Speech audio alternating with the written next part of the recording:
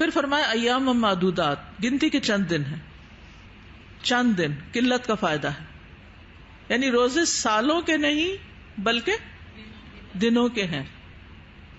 فمن کان منکم مریضا، تو جو تم میں سے بیمار ہو، یعنی ایسی بیماری جس کی وجہ سے روزہ رکھنا مشکل ہو، یا روزہ رکھنے کی وجہ سے علاج میں خلل آتا ہو. یہ دو اہم باتیں. مثلا ڈاکٹر کہ ہر 4 گھنٹے کے بعد دوا لینا ضروری ہے ورنہ بیماری بڑھ جائے گی، تو ایسی صورت میں روزہ چھوڑ دیا جائے. یعنی روزے کی وجہ سے مرض زیادہ ہو جائے، شفا یابی میں تاخیر ہو، شدید مشقت ہو، اور روزے کی وجہ سے کچھ بیماریاں پیدا ہو جائیں. یعنی بعض لوگوں کے لیے ان کی جسمانی حالت ایسی ہوتی ہے کہ مریض مزید بیمار بھی ہو سکتے ہیں، تو ان کو بھی روزہ چھوڑنا ہوگا. لیکن کم شدت والی بیماری میں روزہ نہیں چھوڑ سکتے. مثلا آپ بتائیے زکام، اس پہ تو روزہ فائدہ دیتا ہے. سر درد، روزہ رکھ کے کس کو سر درد نہیں ہوتا؟ ہر ایک کو تھوڑا بہت سر درد تو ہو ہی جاتا ہے. ہلکا پھلکا بخار، ہلکی پھلکی ویکنس یا تھوڑی زیادہ ویکنس سبھی کو ہو جاتی ہے لمبے روزوں میں. ہاں، تو ایسی وجوہات پر روزہ نہیں چھوڑا جا سکتا. اولا سفر، یا سفر پر ہو، ایسا سفر جس میں روزہ چھوڑا جا سکتا ہے وہ سفر ہے جس میں مشقت ہوتی ہے. اگر مشقت نہ ہو تو روزہ رکھے، لیکن اگر پھر بھی کوئی چھوڑنا چاہے تو اجازت ہے. ابو درداء کہتے ہیں کہ ہم نبی صلی اللہ علیہ وسلم کے ساتھ ایک سفر میں تھے. دن انتہائی گرم تھا. گرمی کا عالم یہ تھا کہ گرمی کی سختی سے لوگ اپنے سروں کو پکڑ لیتے تھے. نبی صلی اللہ علیہ وسلم اور ابن رواحہ کے سوا کوئی شخص روزے سے نہیں تھا، یعنی سب نے روزہ چھوڑ دیا، لیکن نبی صلی اللہ علیہ وسلم نے اس حال میں بھی رکھا. تو اس سے کیا ہوا کہ یہ پتہ چل گیا ہمیں کہ شدید گرمی میں بھی اور سفر میں بھی رکھا جا سکتا روزہ اگر رکھنے کی طاقت ہے. اور کبھی روزہ چھوڑنا افضل بھی ہوتا ہے سفر میں. رسول اللہ صلی اللہ علیہ وسلم ایک سفر میں تھے، آپ نے دیکھا کہ ایک شخص پہ لوگوں نے سایہ کر رکھا ہے. آپ نے پوچھا کیا بات ہے؟ لوگوں نے کہا روزے سے. آپ نے فرمایا سفر میں روزہ رکھنا نیکی نہیں، یعنی وہ نفلی روزے سے تھا، لیکن اب دوسروں کو خدمت میں لگایا ہوا تھا. تو پھر خود روزہ رکھ کے دوسروں کو مشقت میں ڈالنا جو ہے یہ ٹھیک نہیں. اور کبھی انتہائی پر مشقت بھی ہوتا ہے. فتح مکہ کے موقع پر جب نبی صلی اللہ علیہ وسلم مکہ کی طرف روانہ ہوئے تو آپ نے بھی روزے رکھے ہوئے تھے. 17 رمضان کو مکہ فتح ہوا تھا نا، اور لوگوں نے بھی روزے رکھے ہوئے تھے. تو لوگوں پر روزہ بھاری ہو گیا. تو آپ نے عصر کے بعد پانی کا پیالہ منگوایا اور پی لیا، اور لوگ دیکھ رہے تھے آپ کو. بعض نے افطار کیا اور بعض نے سوچا ہوگا ابھی عصر تو ہو ہی گئی ہے، تھوڑا سا اور صحیح. تو جب آپ کو پتا چلا کہ لوگوں نے روزہ نہیں چھوڑا تو آپ نے فرمایا وہ نافرمان ہے، کیونکہ جہاں اللہ کے رسول صلی اللہ علیہ وسلم نے چھوڑ دیا وہاں انہیں بھی چھوڑ دینا چاہیے تھا. لیکن بیمار اور مسافر ہمیشہ کے لیے روزہ معاف نہیں. فعدۃ من ایام اخر، دوسرے دنوں میں. دوسرے کون سے دن؟ رمضان کے علاوہ باقی مہینے، ان میں روزے کی گنتی پوری کر لیں. وعلی الذین یطیقونہ فدیۃ طعام مسکین، اور وہ لوگ جو روزہ رکھنے کی طاقت ہی نہیں رکھتے، وہ کون ہوتے ہیں؟ بہت بوڑھے لوگ جن کو اپنی بھی ہوش نہیں، اسے ڈیمنشیا ہو گیا، الزائمر ہو گیا، کوئی اور ایسی بیماری ہوگی کہ ان کو آپ روزہ رکھائیں اور وہ اٹھا کے کچھ کھا لیں کیونکہ ان کو تو ہوش ہی نہیں. یا یہ ہے کہ ان کو دن میں کئی بار میڈیسن لینی پڑتی ہے ورنہ ان کو ہارٹ اٹیک کا خطرہ ہے یا کچھ اور ہے. تو ایسی صورت میں انتہائی عمر رسیدہ مرد اور عورت یہ روزہ رکھنے کی طاقت نہیں رکھتے. اس کے علاوہ حاملہ اور مرضعہ، وہ کون ہوتے ہیں؟ پریگننٹ اور دودھ پلانے والی، ان کے لیے بھی فدیہ ہے. اور اس میں بعض علماء کہتے ہیں، جس میں ابن عباس جو ہے وہ کہتے ہیں کہ صرف ان کا فدیہ ہی کافی ہوگا، لیکن بعض کہتے ہیں کہ وقتی طور پر فدیہ دے دیں اور بعد میں جب موقع ہو روزے رکھ لیں، کیونکہ آگے آتا ہے وَأَن تَصُومُوا خَيْرٌ لَكُمْ، یہ کہ تم روزہ رکھو زیادہ بہتر ہے. ایسے لوگ کیا کریں جو روزہ رکھنے کی طاقت نہیں رکھتے؟ فدیۃ طعام مسکین، مسکین کے کھانے کا فدیہ. ایک ٹائم کا کھانا یا 2 کا؟ ایک وقت کا کھانا.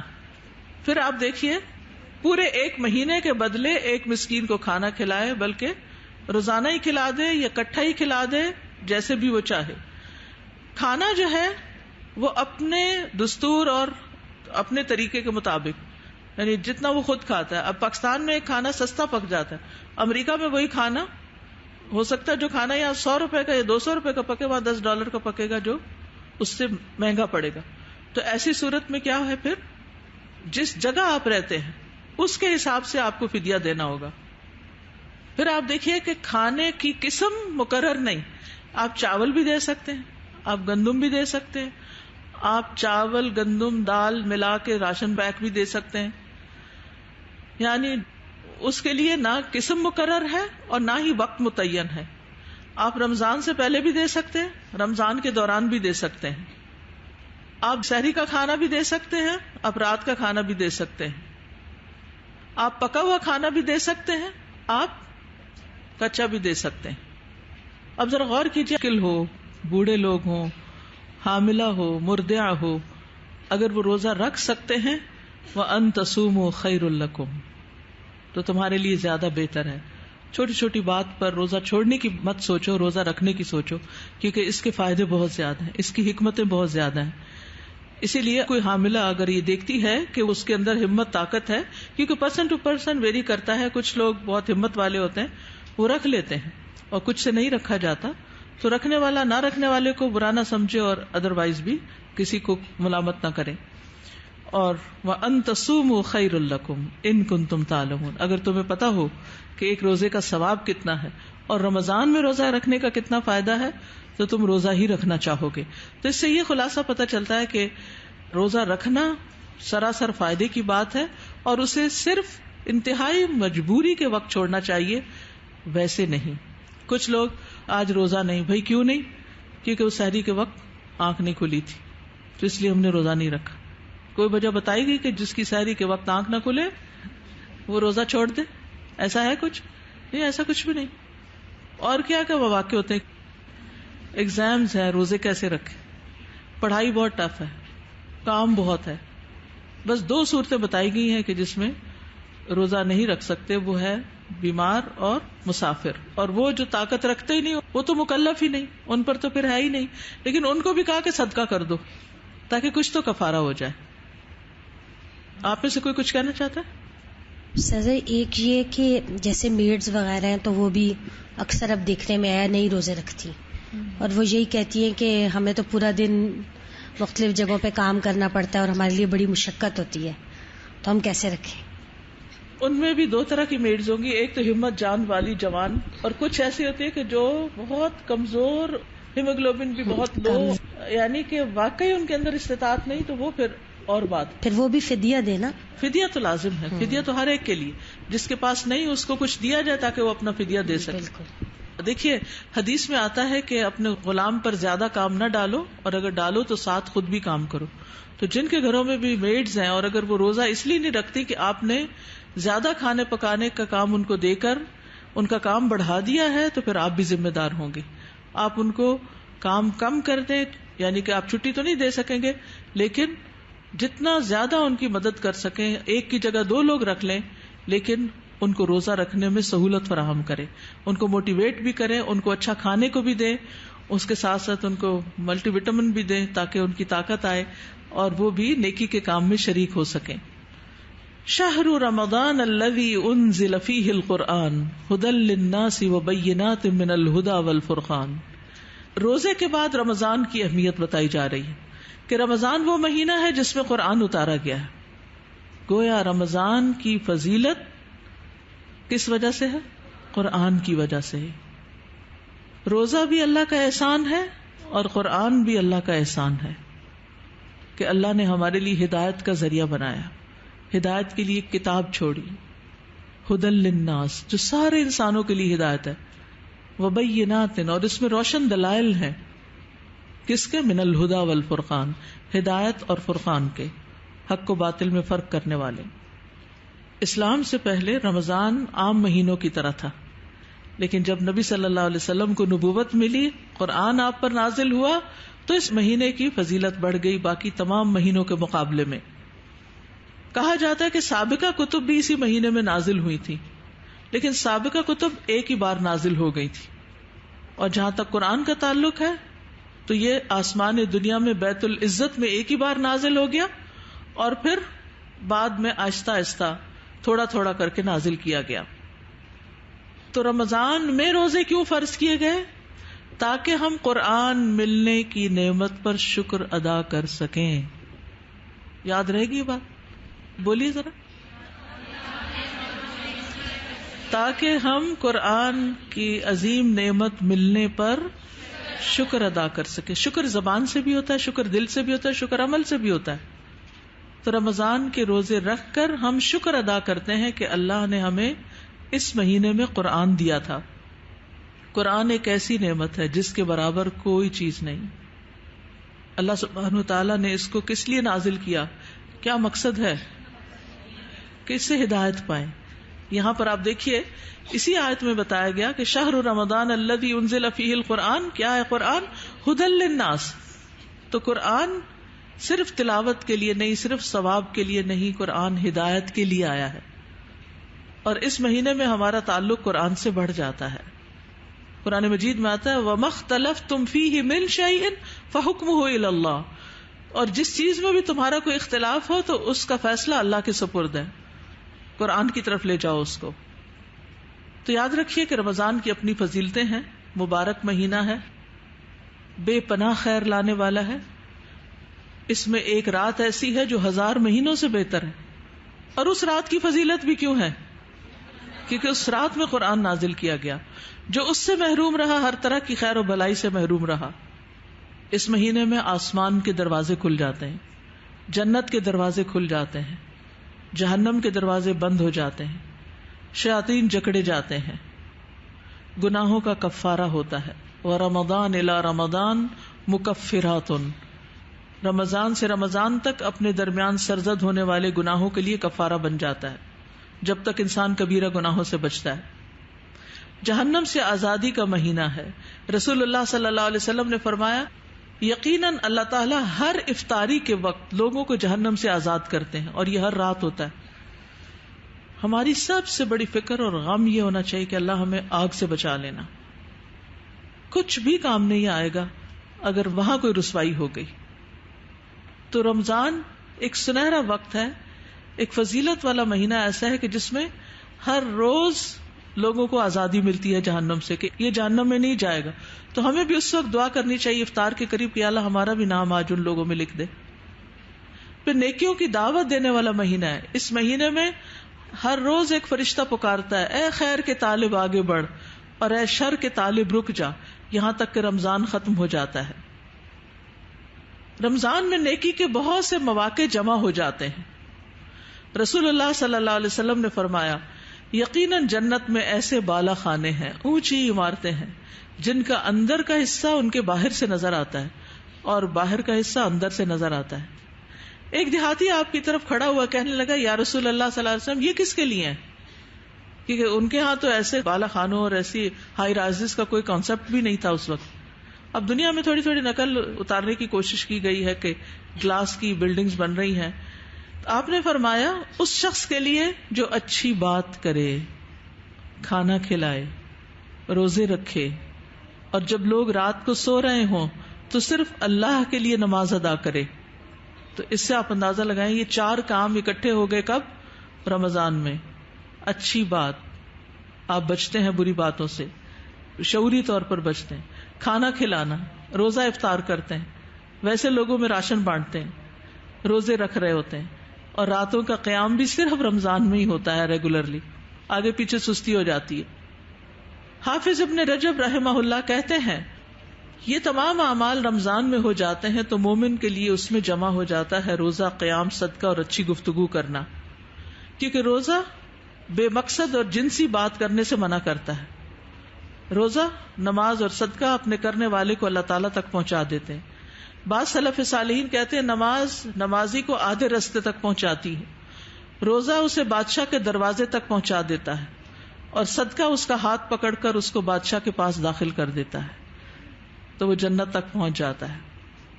لیکن کچھ لوگ بدقسمت ہیں جو رمضان پا کر بھی محروم رہتے ہیں. نبی صلی اللہ علیہ وسلم نے فرمایا کتنے ہی روزہ دار ایسے ہوتے ہیں جن کے روزے کے حصے میں صرف بھوک اور پیاس آتی، اور کتنے ہی تراویح میں قیام کرنے والے ہیں جن کے حصے میں صرف شب بیداری آتی. اور نبی صلی اللہ علیہ وسلم نے اس شخص کے لیے جبریل امین کو آمین کہی جب انہوں نے کہا کہ رسوا ہوا وہ بندہ جس پر رمضان آیا اور اس کی بخشش نہ ہوئی. تو آپ صلی اللہ علیہ وسلم نے آمین کہا. پھر یہاں اہم بات جو ہے وہ رمضان قرآن کا مہینہ ہے. رمضان میں قرآن اتارا گیا. انزل فیہ القرآن انا انزلناہ فی لیلۃ مبارکہ انا انزلناہ فی لیلۃ القدر. نبی صلی اللہ علیہ وسلم رمضان میں قرآن کا دور کرتے تھے، لہذا آپ بھی پلاننگ کر لیجئے کہ کس طرح اور کتنا پڑھنا ہے. سلف صالحین رمضان کے مہینے میں قرآن کی تلاوت کرنے، اس کو غور سے سننے، اس کو سمجھنے، اس میں تدبر کرنے، اس پر عمل کرنے کے اعتبار سے ایک درسگاہ خیال کرتے تھے کہ رمضان درسگاہ ہے کس کے لیے؟ قرآن پڑھنے، سننے، سمجھنے، تدبر کرنے، عمل کرنے کے اعتبار سے. تو انشاءاللہ کل سے تدبر کی کلاس بھی شروع ہو رہی ہے. 29ویں پارے کا تدبر کریں گے اللہ کے فضل سے.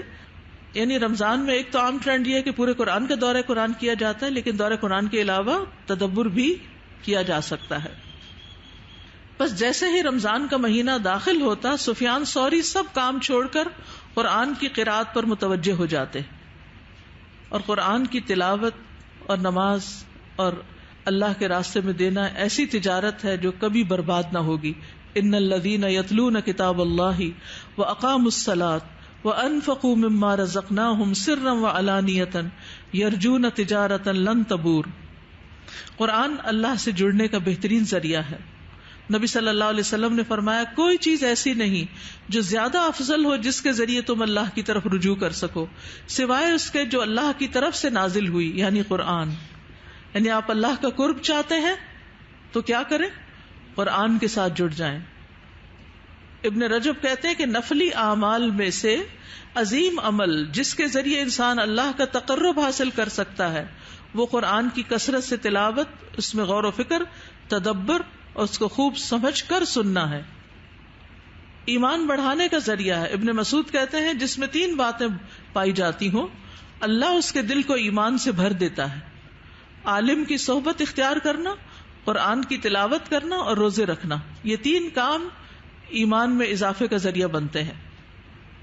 بعض مفسرین کہا کرتے تھے ہم قرآن پڑھنے میں مشغول ہوئے تو ہمیں دنیا میں برکات اور خیرات نے ڈھانپ لیا، یعنی ہماری زندگی میں خیر اور برکت آ گئی. تو رمضان قرآن پڑھنے اور خصوصاً قیام میں قرآن پڑھنے اور سننے کا مہینہ ہے، تو اس لیے تراویح کا اہتمام بھی ضرور کرنا ہے اور ثواب کی نیت سے، ایمان کے ساتھ. زید بن ثابت کہتے کہ رسول اللہ صلی اللہ علیہ وسلم نے رمضان میں ایک حجرہ بنا لیا اور بوریے سے اوٹ کر لیا، یعنی پردہ لٹکا دیا. آپ نے کئی راتیں اس میں نماز پڑھی. یعنی تراویح کے لیے قیام کی جگہ مقرر کر لینا. اگر آپ جیسے گھر میں ہیں، کوئی نہیں آپ کو پڑھانے والا، آپ خود مصحف سے پڑھنے والے ہیں، تو ایک جگہ مقرر کر لیجئے اور روز وہی عبادت کیجئے. یا پھر مسجد مقرر کر لیجئے، اور یہ نہیں کبھی کسی مسجد میں، کبھی کسی میں، کبھی وہاں چلتے ہیں، کبھی وہاں، یہ نہیں کرنا. اور فرض نماز کے بعد سب سے زیادہ فضیلت والی نماز رات کی نماز ہے. اول حصے میں پڑھیں تو تراویح، اور سحری کے قریب تہجد، اور رات کے کسی بھی حصے میں پڑھیں تو قیام اللیل. اور یہ بھی رب سے قریب کرنے والی عبادت ہے.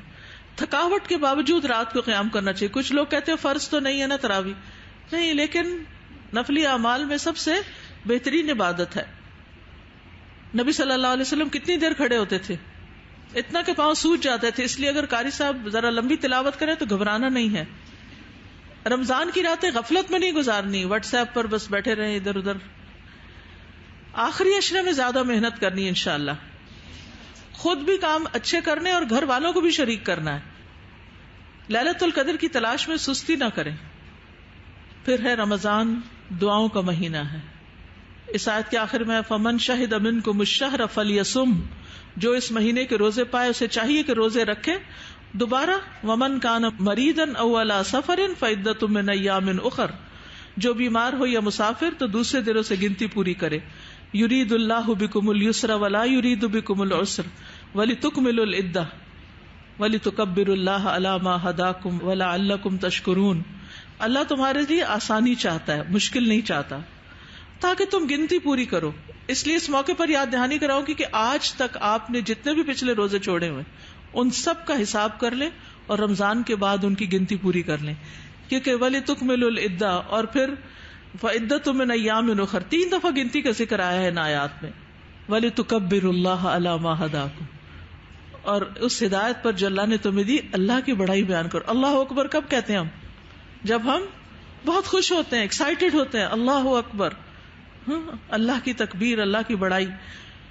تو رمضان ہمارے لیے ہدایت کا ذریعہ، قرآن ہمارے لیے ہدایت کا ذریعہ ہے. تو اس پر ہمیں عید کے موقع پر زیادہ سے زیادہ پھر اور ویسے بھی تکبیرات بھی پڑھنی ہے. اسی لیے بہترین ذکر ہے اللہ اکبر کبیرہ والحمد للہ کثیرہ وسبحان اللہ بکرۃ واسیلا ولعلکم تشکرون. اور خوب خوب شکر بھی ادا کرنا ہے کہ جس رب نے رمضان دیا، قرآن دیا. اور پھر وَإِذَا سَأَلَكَ عِبَادِي أَنِّي فَإِنِّي قَرِيبٌ أُجِيبُ دَعْوَةَ الدَّاعِ إِذَا دَعَانِ فَلْيَسْتَجِيبُوا لِي وَلْيُؤْمِنُوا بِي لَعَلَّهُمْ يَرْشُدُونَ. اور جب آپ سے میرے بندے سوال کریں کہ ہمارا رب کہاں ہے، فَإِنِّي قَرِيب، جب دعا کرنے لگے نا تو آپ سوچا کریں فَإِنِّي قَرِيب، اللہ بہت قریب ہے، میں اسے جو چاہے کہہ سکتی ہوں، جو چاہوں مانگ سکتی ہوں. تو اپنے لیے اچھی اچھی دعائیں کرنی ہے خوب، کیونکہ روزہ دار کی دعائیں قبول ہوتی ہیں. رسول اللہ صلی اللہ علیہ وسلم نے فرمایا 3 آدمیوں کی دعا رد نہیں کی جاتی، ان میں سے ایک روزہ دار کی، یہاں تک کہ وہ افطار کر لے. رمضان کے ہر دن اور رات دعا قبول ہوتی ہے.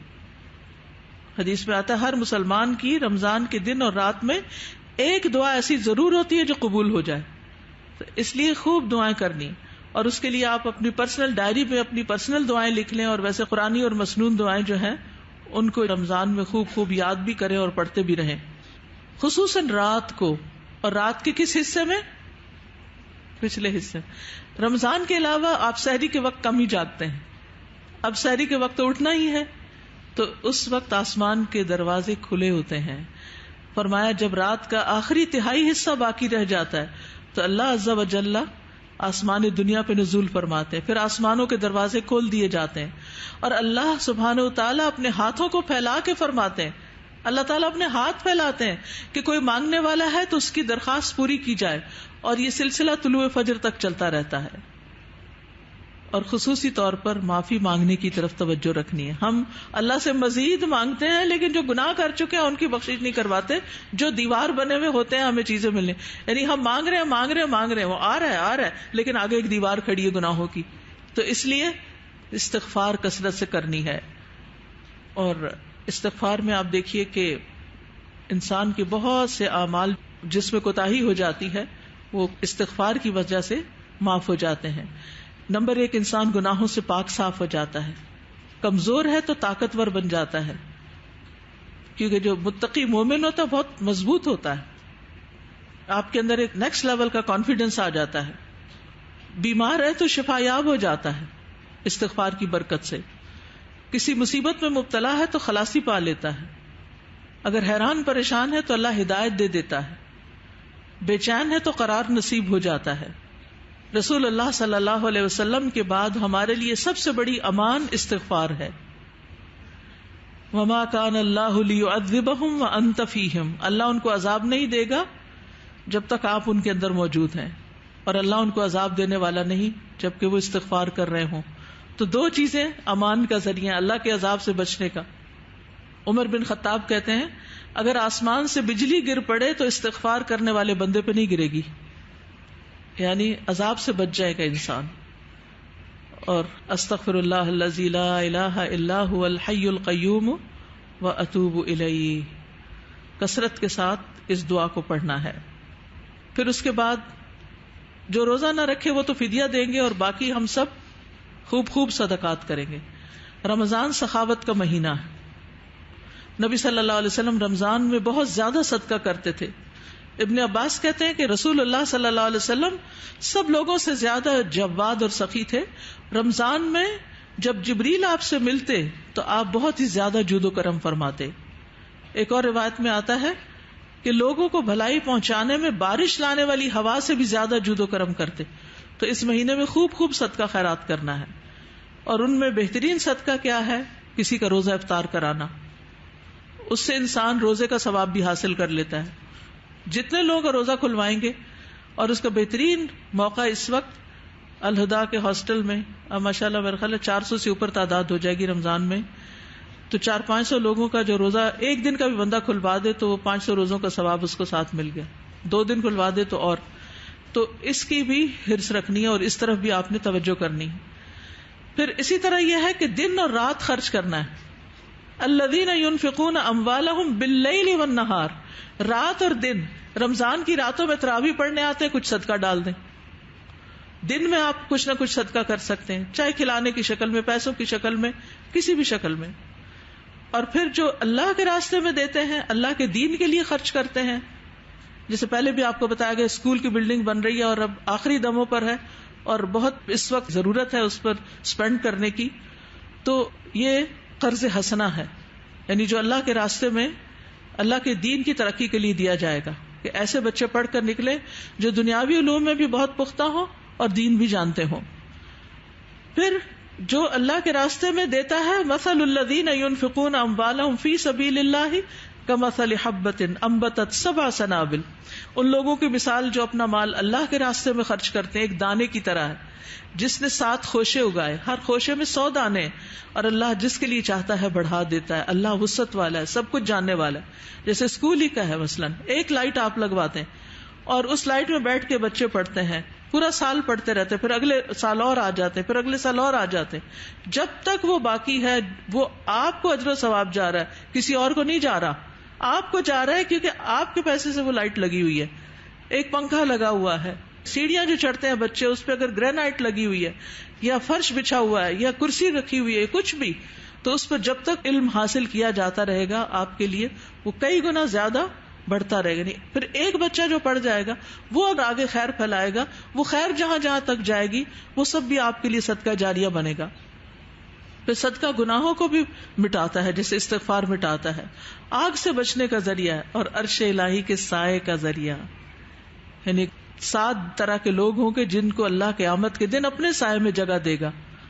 اور ایک وہ شخص جس نے صدقہ کیا مگر اتنے پوشیدہ طور پر کہ اس کے بائیں ہاتھ کو بھی خبر نہ ہوئی کہ اس کے دائیں ہاتھ نے کیا خرچ کیا. جیسے روزے میں چپ کر کے انسان روزہ رکھتا ہے، ایسے ہی صدقہ بھی خاموشی کے ساتھ. پھر آپ دیکھیے کہ کچھ لوگ ایسے ہیں کہ جن کے پاس بہت مال نہیں ہوتا، وہ اور طرح بھی سخاوت کر سکتے ہیں. اپنے نفس کی سخاوت، یعنی اپنے بدن کو اللہ کے راستے میں لگانا. آپ مال خرچ نہیں کر سکتے، آپ اپنا ٹائم دے سکتے ہیں. پھر عہدے اور ریاست کی سخاوت، کہ کسی کے پاس اگر کوئی ایسا عہدہ ہے یا کوئی ایسے ٹیلنٹ ہے تو اس موقع پر انسان دوسروں کے لیے یعنی خرچ کرے اپنے اس ٹیلنٹ کو. پھر راحت و آرام کی سخاوت، کبھی آپ خود آرام چھوڑ کر دوسرے کو آرام پہنچاتے ہیں، یہ بھی صدقہ ہے. پھر علم اور عمل کی سخاوت، آپ دوسروں کو سکھا رہے ہیں اور بہترین عمل کر رہے ہیں، اس سے بھی آپ کا درجہ بڑھتا ہے. پھر منصب کی سخاوت، جیسے کسی کی سفارش کر دینا، کسی کا کوئی کام نکلوا دینا. پھر بدن کی سخاوت، یعنی آپ اپنا ٹیلنٹ استعمال کریں یا اپنی زبان استعمال کریں یا ہاتھ استعمال کریں، کسی کا سامان اٹھا لیں، کسی کو سوار کرا دیں، کسی کا ہاتھ پکڑ لیں. پھر عزت کی سخاوت، دوسروں کو معاف کر دیں، کسی نے آپ کو گالی دی، برا بھلا کہا. پھر صبر کی سخاوت، یعنی صبر و برداشت اور غصے کو پی جانے کے ساتھ سخاوت. یہ مال کی سخاوت سے بھی زیادہ بہتر ہے اپنا غصہ پی جانا. پھر اچھے اخلاق کی سخاوت، مسکراہٹ، خندہ پیشانی کے ساتھ ملنا، سلام میں پہل کرنا، یہ صبر کے ساتھ سخاوت کرنے سے بھی بڑھ کر ہے.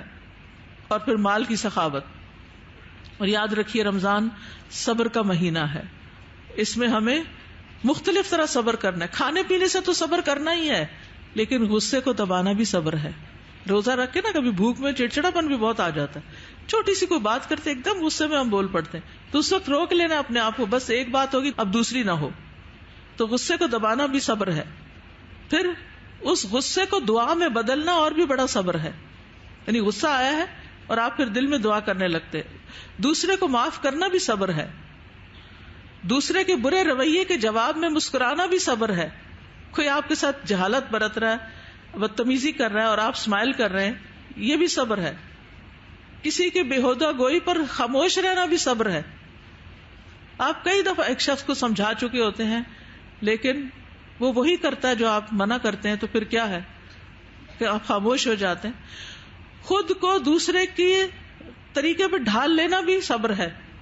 کچھ لوگ تبدیل نہیں ہوتے، ہو سکتا ہے آپ کے فادر ہوں، وہ بہت جلدی غصہ کرتے ہیں یا کچھ، تو آپ وہ کام نہ کریں کہ جن سے ان کو غصہ آتا ہو، تو اپنے آپ کو تبدیل کر لیں. دوسروں کے حقوق پورے کرنا بھی صبر ہے، صرف اللہ سے تکلیف کی شکایت کرنا بھی صبر ہے، اجر پر یقین رکھ کے نیکی کرنا بھی صبر ہے، روک دیے جانے کے باوجود نیکی میں آگے بڑھنا بھی صبر ہے، ایکٹیو رہنا، چاقو چوبند رہنا بھی صبر ہے. تھکاوٹ نہیں ظاہر کرنی ہے روزہ لگ رہا ہے، یہ نہیں ہونا چاہیے.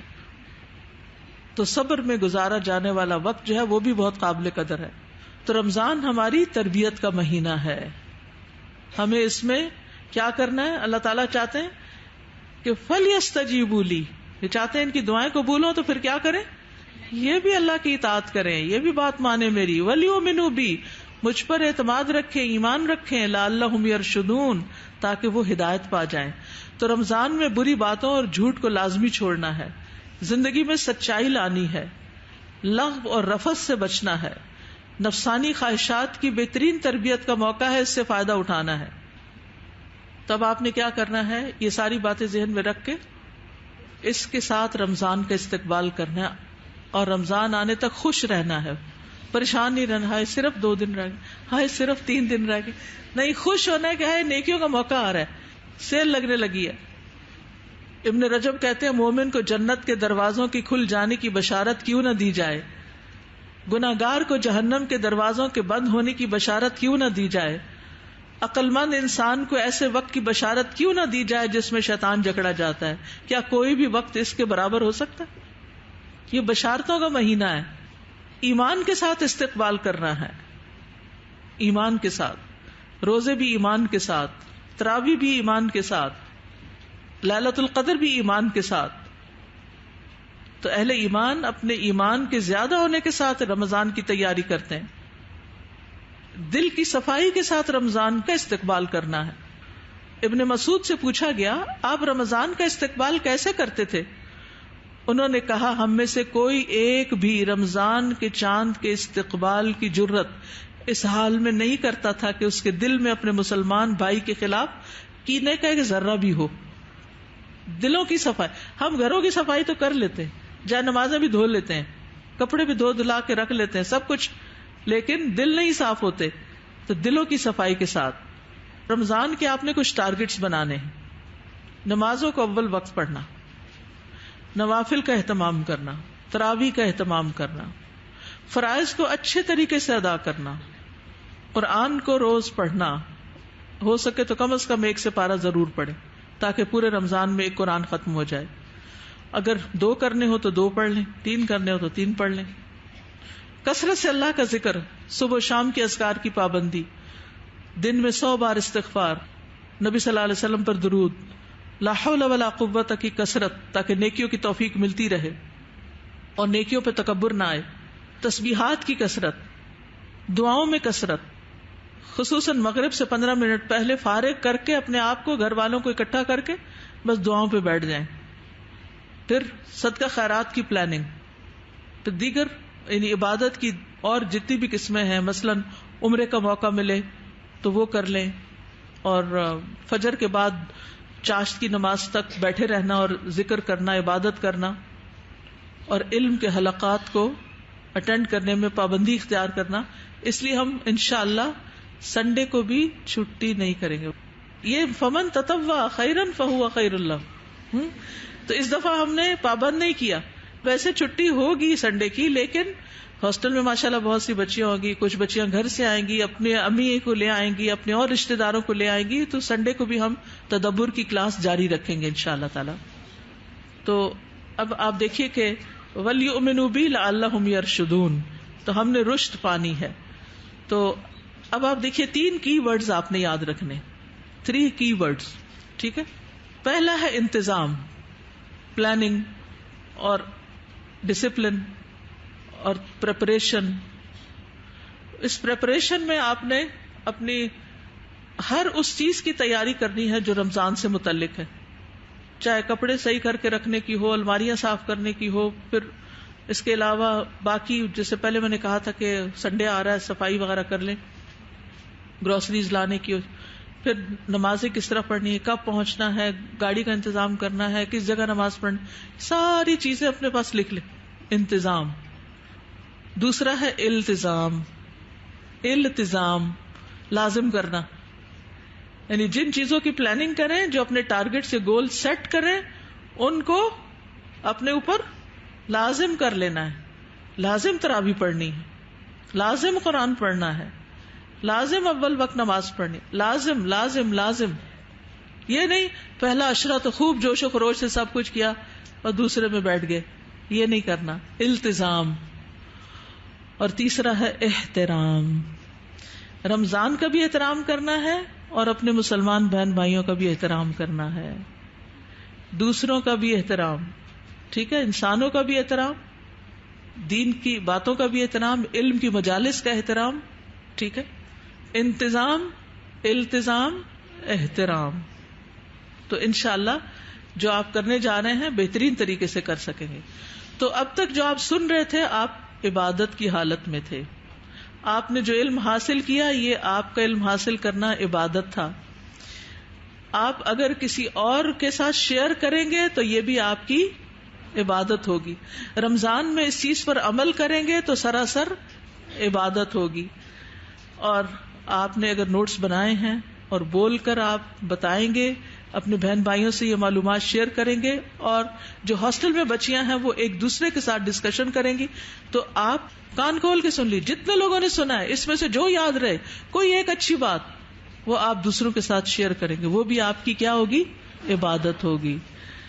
ذالک فضل اللہ یؤتیہ من یشاء واللہ ذو الفضل العظیم. اللہ تعالیٰ سے دعا ہے کہ ہمیں یہ رمضان پچھلے سارے رمضانوں سے زیادہ بہترین طریقے پر گزارنے کی توفیق دے. وآخر دعوانا ان الحمد للہ رب العالمین. سبحانک اللہم وبحمدک اشہد ان لا الہ الا انت استغفرک واتوب الیک. السلام علیکم ورحمۃ اللہ وبرکاتہ.